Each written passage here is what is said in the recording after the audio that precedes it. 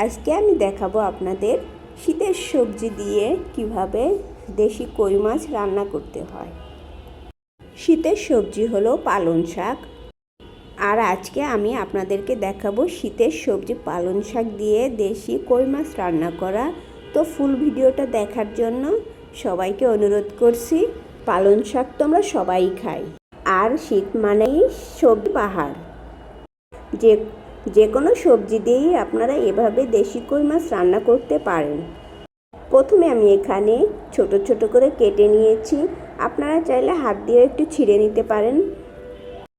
আমি আবার এখানে কেচি দিয়ে ছোট ছোট করে কেটে নিয়েছি যাতে দেখতে একটু সুন্দর লাগে।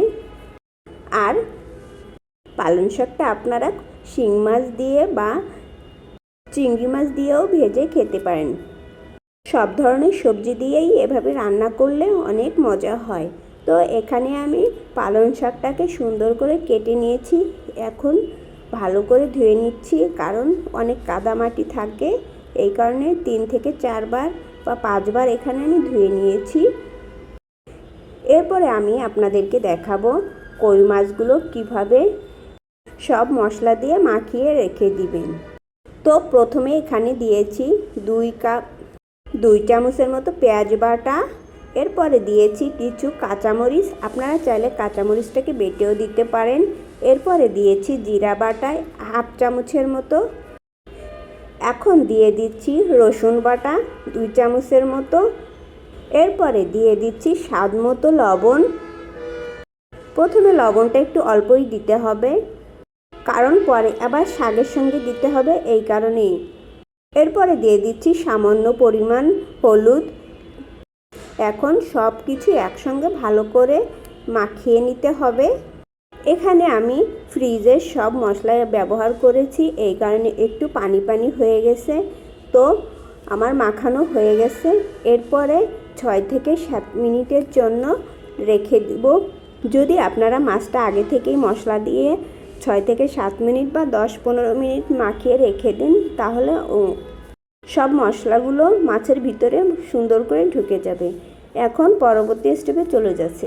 এখানে আমি একটা প্যান নিয়েছি, প্যানে একটু তেল দিয়ে দিয়েছি। এরপরে মাখানো সব মাছগুলো দিয়ে ভালো করে কষিয়ে নিচ্ছি। যত কষাবেন ততই মাছগুলো খেতে সুস্বাদু হবে। তো এখানে 3 থেকে 4 মিনিট ধরে কষিয়ে নিয়েছি ভালো করে, যাতে মশলাটায় কোনো গন্ধ না থাকে।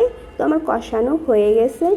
এখন পালং শাকগুলো পানিটা ঝরিয়ে রেখেছিলাম, পালং শাকগুলো আমি সুন্দর করে দিয়ে দিচ্ছি। এখানে আবার একটা আলু অ্যাড করেছি, আপনারা চাইলে আলুটাকে স্কিপ করতে পারেন, শুধু পালং শাক দিয়েও রান্নাটা করতে পারেন। এরপরে দিয়েছি পরিমাণ মতো একটু লবণ। লবণটাকে দিয়ে ভালো করে একটু সব মশলাগুলো শাকের সঙ্গে মিশিয়ে নিচ্ছি। একটু নেড়েচেড়ে সামান্য পরিমাণ পানি দিয়ে দিচ্ছি। প্রথমে সামান্য পরিমাণ পানি দিয়ে 5 থেকে 6 মিনিটের জন্য লো হিটে ঢেকে দিব। 6 মিনিট পরে ঢাকনাটাকে উঠিয়ে দেখব যে শাকগুলো সিদ্ধ হয়েছে কিনা। যদিও সিদ্ধ না হয় তাহলে আবারও একটু পানি অ্যাড করে দিব। এখানে পানি আবারও অ্যাড করে দিয়ে 6 থেকে 7 মিনিটের জন্য লো হিটে জাল করে নিব। এখন দিয়ে দিচ্ছি ধনেপাতা, আপনারা চাইলে ধনেপাতাটা স্কিপ করতে পারেন। আমি এবার একটু স্বাদের জন্য ধনেপাতাটা দিয়েছি, যাতে স্বাদটা আরেকটু বাড়িয়ে দেয়।